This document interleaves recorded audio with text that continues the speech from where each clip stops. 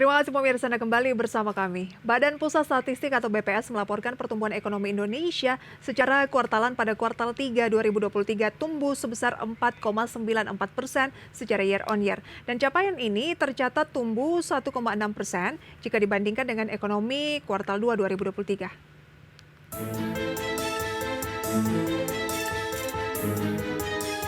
Badan Pusat Statistik atau BPS mencatat pada kuartal 3 2023 perekonomian Indonesia tumbuh 4,94% secara year on year atau dibandingkan dengan kuartal 3 tahun 2022. Jika dilihat secara kuartalan atau dibandingkan dengan kuartal 2 2023, ekonomi Indonesia tumbuh 1,6%.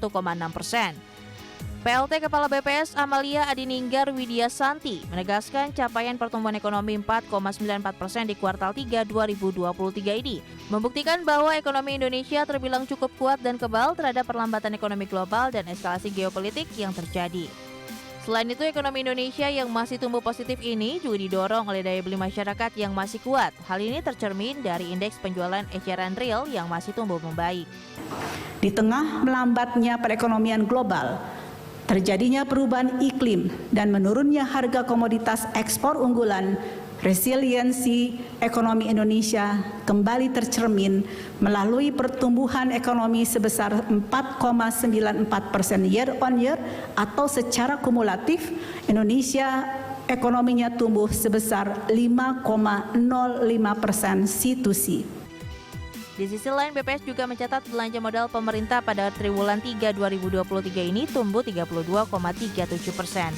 Sementara ekonomi Indonesia berdasarkan besaran PDB pada triwulan 3 2023 atas dasar harga berlaku adalah sebesar Rp5.296 triliun dan atas dasar harga konstan sebesar Rp3.124,9 triliun.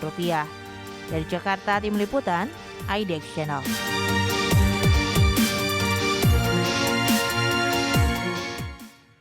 Pemirsa, PLT Kepala BPS Amalia Adininggar Widyasanti menyebutkan bahwa pertumbuhan ekonomi Indonesia kuartal 3 2023 yang pertama didorong oleh peningkatan mobilitas dan juga sektor pariwisata, di mana jumlah penumpang di seluruh moda transportasi mengalami peningkatan pada kuartal ketiga seperti angkutan rel yang naik 26,71%.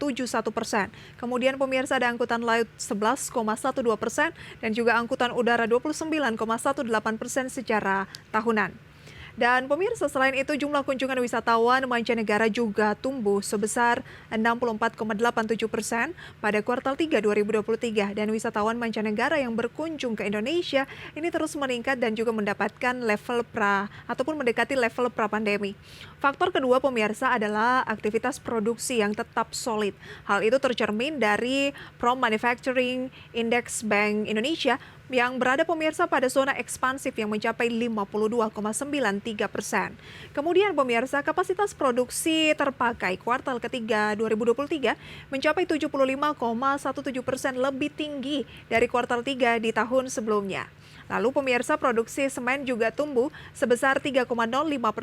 Penjualan listrik juga tumbuh sebesar 4,49% dan juga ada produksi batu bara yang tumbuh sebesar 5,65%. Faktor ketiga pemirsa tentunya adalah daya beli masyarakat yang masih stabil. Hal itu pemirsa tercermin dari inflasi yang terkendali, yakni inflasi bulan September 2023 tercatat hanya sebesar 0,38% quarter to quarter dan 2,28% secara year on year. Indeks penjualan eceran real tumbuh 1,25% year on year. Dan yang terakhir adalah faktor keempat, yaitu respon kebijakan ekonomi pendorong pertumbuhan, yakni belanja modal pemerintah pada kuartal 3 2023 yang juga tumbuh sekitar 32,37% year on year. Dan pemirsa, Menteri Koordinator Bidang Perekonomian Erlangga Hartarto merespon ekonomi Indonesia yang tumbuh tidak sampai 5% ini. Seperti apa? Kita simak informasinya berikut.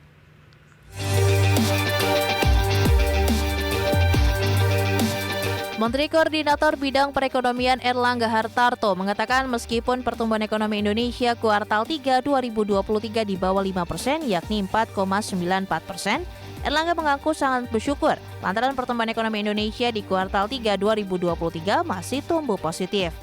Erlangga mengklaim pertumbuhan tersebut masih lebih baik dibandingkan negara Malaysia, Singapura, hingga Amerika Serikat.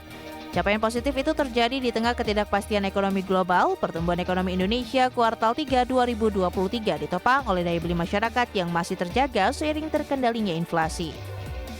Nah, alhamdulillah tadi telah disampaikan oleh BPS, pertumbuhan ekonomi kita tumbuh di 4,94% secara year on year atau 5,05% setahun.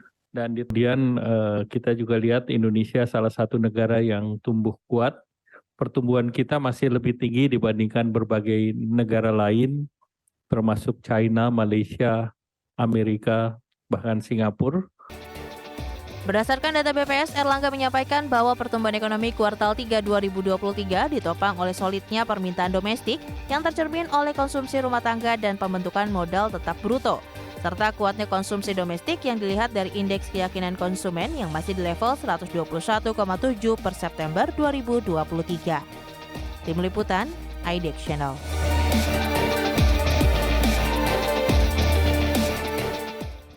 Pemirsa, berdasarkan data dari BPS, Menteri Koordinator Bidang Perekonomian Airlangga Hartarto menyampaikan bahwa pertumbuhan ekonomi kuartal 3 2023 ini ditopang oleh solidnya permintaan domestik yang juga tercermin oleh konsumsi rumah tangga dan juga pembentukan modal tetap atau bruto atau PMTB, serta kuatnya konsumsi domestik yang dilihat dari indeks keyakinan Indonesia yang masih berada pada level 121,7 per September 2023. Sementara itu, pemirsa, di sisi pengeluaran konsumsi rumah tangga menjadi kontributor tertinggi terhadap perekonomian Indonesia kuartal ketiga 2023, yakni sebesar 52,62% yang didukung tentunya oleh laju inflasi yang bisa dikendalikan. Dan untuk sisi permintaan domestik sektoral, pemirsa, BPS ini mencatat sektor industri pengolahan kontribusinya sebesar 18,75% dan tumbuh di atas pertumbuhan ekonomi yaitu 5,2%. Di sisi lain, pemirsa, Menteri Keuangan Sri Mulyani Indrawati mengungkapkan adanya potensi pertumbuhan ekonomi Indonesia pada akhir 2023 atau secara keseluruhan tahunan melemah menjadi angka sekitar 4,99%. Dan berikut kita simak pernyataan selengkapnya.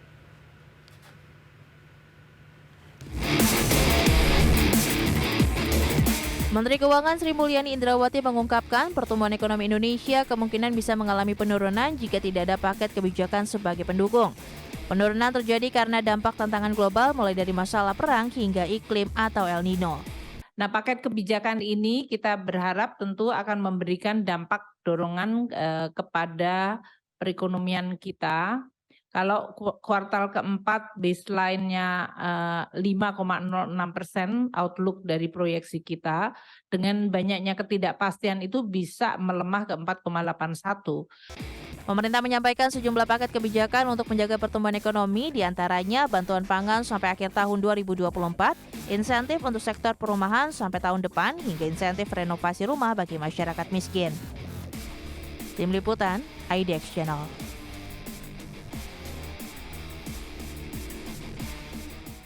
Itu dia pemirsa, tadi Menteri Keuangan Sri Mulyani Indrawati menyampaikan bahwa data dari pertumbuhan ekonomi di kuartal ketiga 2023 ini yang tumbuh di bawah 5%, 4,94%, pemirsa, memang agak lebih rendah ya dibandingkan dengan konsensus dan juga data di kuartal kedua 2023 yang masih tumbuh di atas 5%. Tapi BPS sempat menyatakan juga kemarin bahwa memang biasanya kuartal ketiga ini cenderung lebih rendah. Tapi yang menjadi kekhawatiran dari Menteri Keuangan adalah bisa saja data kuartal ketiga ini akan mendorong pertumbuhan ekonomi di tahun 2023 ini secara keseluruhan bisa tumbuh di bawah 5% atau melambat kalau tidak ada paket-paket kebijakan ekonomi yang bisa mendorong pertumbuhan ekonomi kembali di atas 5%. Nah, pemerintah sendiri telah mengantisipasi pelemahan ekonomi hingga akhir tahun 2023 akibat ketidakpastian global. Menteri Keuangan Sri Mulyani dalam hal ini telah menyiapkan sejumlah kebijakan untuk mendorong perekonomian tetap sesuai dengan target. Nah, adapun pemirsa, kebijakan tersebut antara lain yaitu memberikan insentif pajak pertambahan nilai atau PPN ditanggung pemerintah untuk pembelian rumah. Pada awalnya, kebijakan ini hanya berlaku untuk rumah paling mahal 2 miliar rupiah. Kini diperluas menjadi paling mahal 5 miliar rupiah. Kebijakan ini akan dibagi menjadi 2 fase, yaitu pemberian PPN DTP untuk rumah harga di bawah 5 miliar rupiah, namun yang ditanggung pemerintah sampai dengan 2 miliar rupiah selama 14 bulan. PPN DTP pada periode November hingga Desember 2023 akan ditanggung 100% oleh pemerintah dengan maksimal 2 miliar rupiah. Selanjutnya, pemerintah juga akan menyiapkan bantuan dana untuk masyarakat berpenghasilan rendah atau MBR, yakni berupa tanggungan biaya administrasi sebesar 4 juta rupiah untuk MBR yang ingin membeli rumah sederhana. Upaya lainnya pemirsa dalam mendorong penguatan sektor perumahan adalah dengan memberikan tambahan anggaran untuk bantuan rumah sejahtera terpadu yang merupakan program dari Kementerian Sosial. Adapun pemirsa, setiap rumah tangga miskin ini akan diberikan bantuan tidak dalam bentuk uang tunai sebesar 20 juta rupiah untuk memperbaiki rumahnya. Nah, pemirsa, anggaran yang dipersiapkan untuk program tersebut adalah sekitar 36,2 miliar rupiah. Selain itu, pemerintah meminta perbankan untuk mengakselerasi penyaluran KUR, terutama pemirsa kepada Bank Himbara. Hingga September 2023, KUR baru disalurkan sebesar 177 triliun rupiah, sedangkan targetnya pemirsa adalah sekitar 297 triliun rupiah di tahun 2023.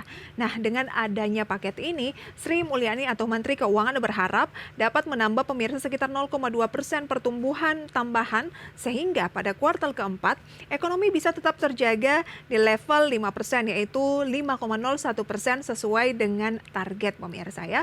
Dan pemirsa, semoga perlambatan sedikit yang terjadi pada kuartal ketiga 2023 ini tidak berlanjut hingga ke akhir tahun 2023 karena banyak bantalan-bantalan yang dilakukan oleh pemerintah, khususnya dari Kementerian Keuangan seperti yang sudah disampaikan tadi. Dan pemirsa, kami akan kembali dengan informasi lainnya saat lagi. Tetaplah di IDX First Station Closing.